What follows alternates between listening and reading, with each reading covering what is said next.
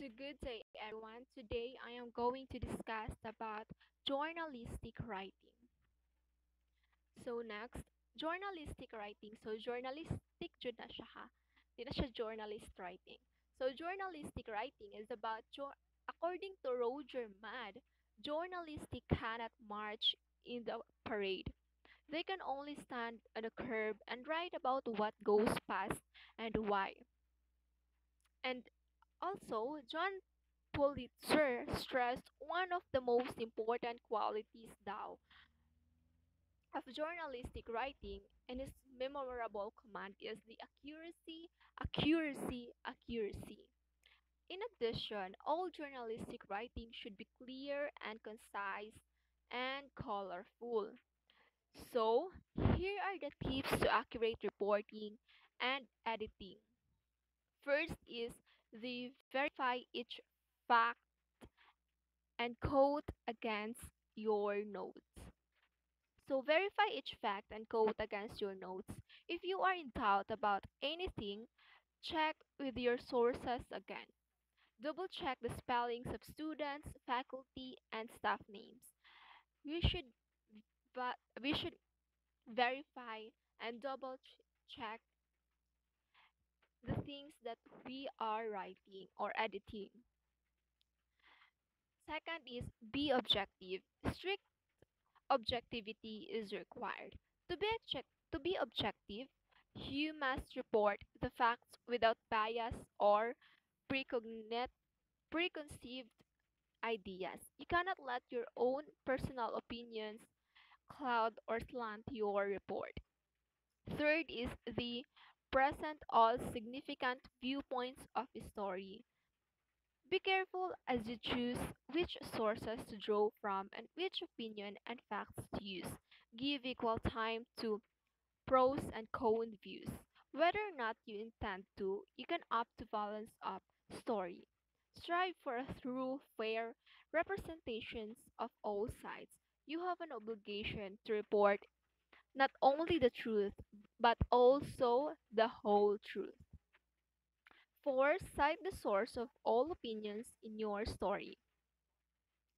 If you are unsure whether you are editorializing, ask yourself, would everyone agree that this is true?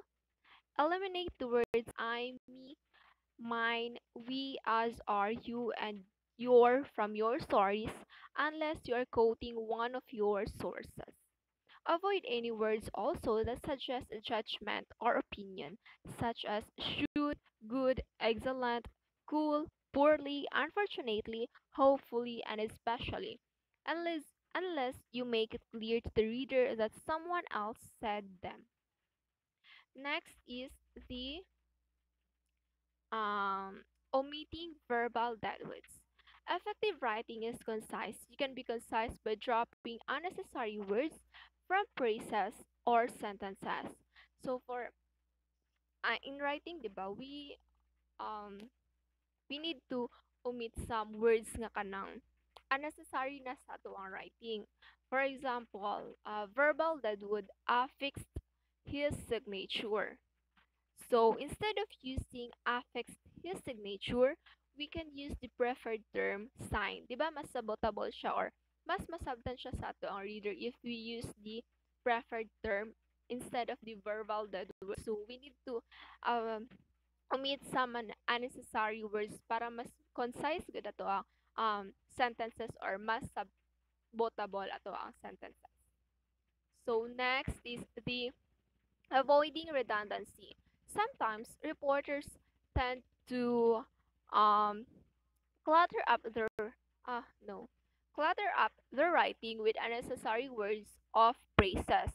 So some example here found in the newspaper or campus paper is first the advance warning or notice.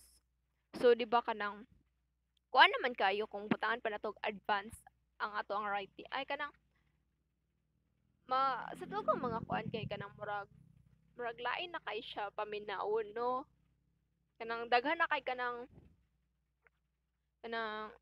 redundancy na kay ba kung magbutang patag notice or di ba naganatay notice Tapos nabutang pa jud tag advance warning. Oh my God, redundant na kayo siya nga word. So, number two is the actual fact. Number three is forever and ever. Redundant kay siya, di ba? Kamino na to is dili siya redundant, pero pag in writing, journalistic writing manggod ka nang, hindi na to siya i-avoid ning ana nga word. Number four is major breakthrough. Kani. Number five, 9 a.m. in the morning and 9 p.m. in the evening. So, di ba?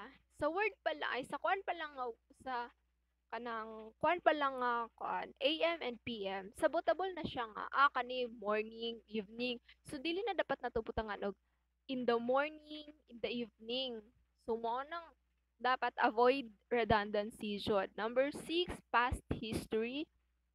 So kani pod past history, past na gani nagbutang pa jud kag history. Oh my God. Number seven, plan ahead. Number eight, postpone until later. Number 9, unexpected surprise. Number 11, written down. And last is still remains. So, in writing journalistic writing, no, is we should using simple words. You would not lose your reader if you have given him shorter sentence and fewer complex words. So, 'di ba kanang mas masabtan man jud nato ang kanatong ginabasa if atong mabasahan is kanang common na gud nato kanang dili gud kay siya highfalutin nga mga words like kanang maglisod tag sabot mag-dictionary pa ta para lang masabtan nato na siya. So, example is kaning complex word nga facilitate. Ah, complex na jud ang facilitate na according sa sources sa sa akong topic. So, common word help. So instead of using the complex word facilitate, we can use the common word nga help. So mas sabotable jud ang help kaysa sa facilitate nga word, di ba? So next is the concrete and precise writing. So there are three rules for good writing. One, be concrete.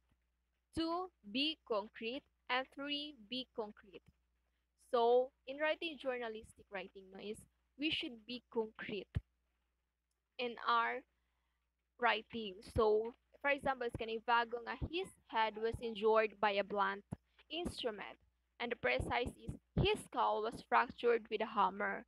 So, masabtan na to no nga kading his head was injured by blunt instrument. Unsa man ang blunt instrument? Uy, wala man ko kasabutan na unsa na gitara?